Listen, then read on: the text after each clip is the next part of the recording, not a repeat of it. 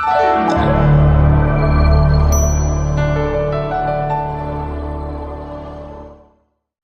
right. What is up, T Hive? You guys, thank you for joining me on this new channel. We have new developments, new channel, new subscribers, new everything. And I just want to say thank you. Y'all are not going to believe this. As you guys know, some things have been happening in this good old blogosphere. We've been blogging about Tory Lanez, y'all. We've been blogging about Tory Lanez being STA'd in prison. And a lot of these blog channels have let you guys know what's been going on. As you guys know, I also blogged about Tory Lanez on another channel. I'm going to re-upload that video here so that I can post that link down in the comment section. I'm going to pin it down there. But guys, there are new development. Things have changed. And this is so bad that I think that the city, the state, the federal government is going to owe Tory Lanez some money after this. There's a very credible witness that is coming forward that is saying that Tory Lanez was not the one who assaulted Megan Thee Stallion with a firearm. And how does he know? Because he's Kelsey's bodyguard and he was there at the time that it happened. Y'all, this is a total hot mess.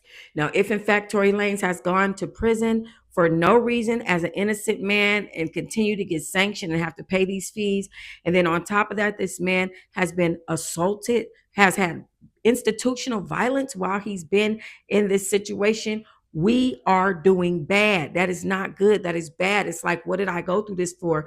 Why did the Lord send me through this? I'm sure that that's what Tory is asking himself in his head. But on top of that, all of the rumors about Megan Thee Stallion lying about Tory Lanez and making up this in order to protect her friend and somebody gonna pay for it and she was just mad at him for cheating on her type of stuff is absolutely insane. And as you guys are gonna hear, that is exactly what this bodyguard of Kelsey's is saying. I want to play this clip for you. I will be right back with my commentary. Not long ago, Unite the People was approached by a gentleman named Bradley James. Mr. James informed us he was working as the bodyguard and driver for Miss Kelsey Harris during Mr. Peterson's trial. As such, he was in close proximity and he had privy to conversations she was having with her husband and others. Mr. James informed us he was not under a non-disclosure agreement or a confidentiality agreement and was free to speak with Unite the People, and that he was doing it because his conscience would not let him not speak and leave a man in prison for something he did not do. Mr. James informed Unite the People that he was witness to the conversation Miss Harris had where she stated she had the gun, she fired it 3 times, Mr. Peterson grabbed her arm and knocked it down, and the gun fired 2 more times. In essence, Mr. Peterson never shot anybody, never even touched that gun, never fired the gun. This statement aligns with the statement of the only non-party witness to the case, Mr. Sean Kelly, who at trial testified he saw 2 women fighting, 2 men break up the fight, 1 man grabbed the other one's arm. Gunshots came from the passenger side. The passenger side is where Miss Harris was sitting. This further iterates that Mr. Peterson did not shoot Miss Pete, did not shoot at Miss Pete, or did not assault Miss Pete. It's just another irregularity in a list of irregularities in this case. For example, there were 3 potential suspects in the car that night, and yet the only DNA sample was taken of Mr. Peterson, even though unknown DNA was found on the gun. Why wasn't Miss Harris's DNA taken? Or was it taken and the information simply never given to the defense? Why wasn't the driver of the car, Mr. Jaquan Smith's DNA taken? Or was it taken and again, simply not given to the defense? Wow, that is absolutely crazy. Like, that is so ridiculous. I can't explain how ridiculous that is. Do you know how many how many rappers is about to be mad at Megan Thee Stallion? Do you know how many people are about to be going in on her? I don't think that Megan tried to lie. I think in her head, she was drunk. They were high. He was out of his body. I think that Megan actually may have thought that he was the one who shot at her. I think there's a reason why she stopped being friends with Kelsey. I think that her and Kelsey know that Kelsey has something to do with it, but I don't think Megan could pinpoint who shot her. However, I think the fact that Megan sat up on the stand and pretended like she knew who shot her, like she saw it, she recalled these events that weren't true, she cried over it. I think that's crazy. I think that's absolutely crazy.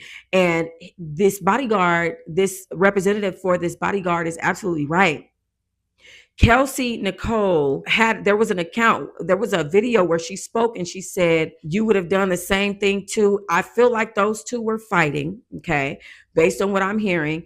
And Kelsey Nicole felt like this woman is so big, the stallion. That's why she calls herself that. She's a big woman. I'm gonna have to shoot her. I feel like that's what she was thinking at the time.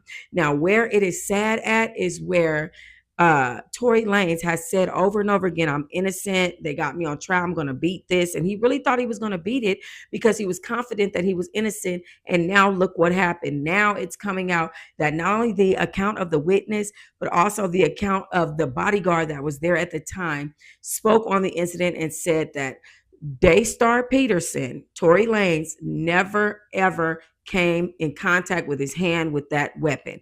And what's crazy is you would think that they would take gunpowder residue off of his hand. You would think that they would use more than just these drunk and high accounts of, Megan Thee Stallion's story to convict Daystar Tory Lanez, but unfortunately they didn't. They took her at her word, and now she has all of this onslaught of trying to sue him, trying to make him look bad, trying to deposition him while he's in prison, still bothering this man. It's low-key harassment, making statements online, keep on making songs about it. And I was saying that the other day in another video, that the fact that she keeps making songs about it, it really rubs me the wrong way. Why do you keep making songs about this man and him going to jail? She's like, the only thing you can do is get on JPay and pay him to get on the, it's just crazy, like take that free collect call and all this stuff that she's saying. I think it's absolutely ludicrous. It's ridiculous. And I think that she really needs to stop with that. And at this point, she's lost all her credibility.